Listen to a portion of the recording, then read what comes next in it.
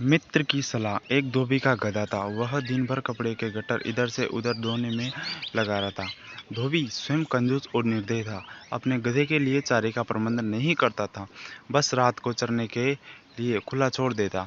निकट में कोई चारागाह भी नहीं था, से गधा बहुत दुर्बल हो गया था। एक रात उस गधे को मुलाकात एक गीदड़ से हुई। गीदड़ ने उससे पूछा कि ये माह से आप इतने कमजोर क्यों? गधे ने दुखी स्वर में बताया कैसे उसे एक दिन भर काम करना पड़ता है, खाने को कुछ नहीं दिया जाता, रात को अंधेरे में इधर उधर मुंह मारना पड़ता है। गीदड़ बोला, तो समझो अब आपकी भूखमरी के दिन गए। यहाँ पास में ही एक बड़ा सब्जियों का बाग है। वहाँ तरह तरह की सब्जियाँ उगी हुई हैं। खीरे, ककड़ियाँ, तोरी, गाजर, मूली, शलजम और बैंगन की बहार हैं। मैंने बाड़ तोड़कर एक जगह अंदर घुसने की गुप्त मार्ग बना रखा है। बस वहाँ से हर रात अंदर घुसकर चखकर खाता हूँ और सेहत बना रहा हूँ। तुम भी मेरे साथ आया करो। लार टपकता गधा गीदड़ के साथ हो गया। बाग में घुसकर गधे ने महीने बाद पहली बार भर पेट खाना खाया। दोनों रात भर बाग में ही रहे और पो पड़ने से पहले गीदड़ जंगल की ओर चला गया और गधा अपने धोबी के पास आ गया।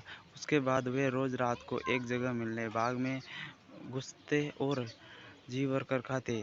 धीरे धीरे गधे का शरीर भरने लगा। उसके बालों में तबीयत अच्छी तरह हरी हो गई। वह झूमने लगा और अपना मुंह ऊपर उठाकर कान फड़फड़ाने लगा। गीदड़ ने चिंतित होकर पूछा, मित्र, यह क्या कर रहे हो? तुम्हारी तबीयत तो ठीक है?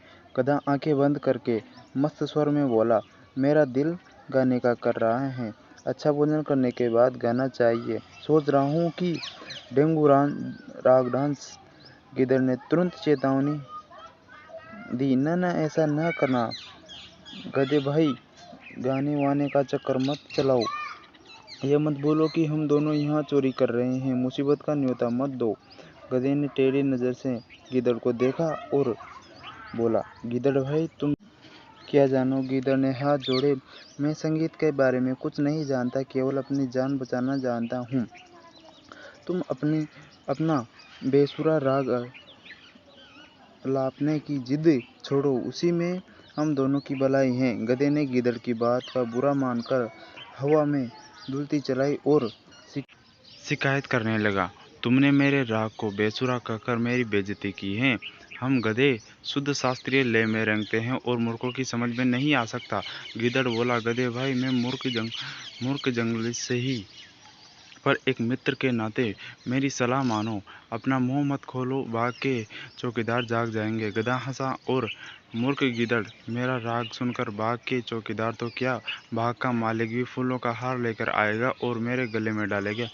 गिदड़ ने चतुराई से काम लिया और हाथ जोड़कर बोला, गधे भाई, मुझे अपनी गलती का एहसास हो गया।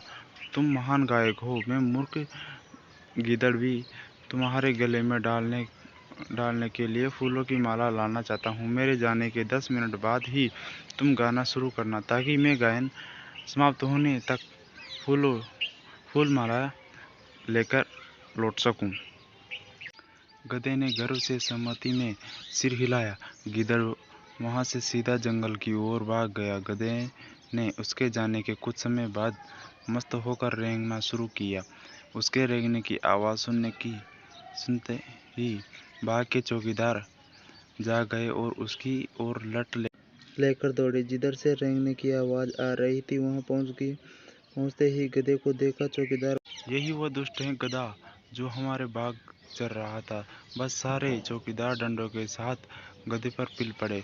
कुछ ही देर में गधा पीट कर अधमरा गिर पड़ा। सीख, अपने शुभचिंतकों और हितैषियों की नेक सलाह न मानने का परिणाम बुरा होता है।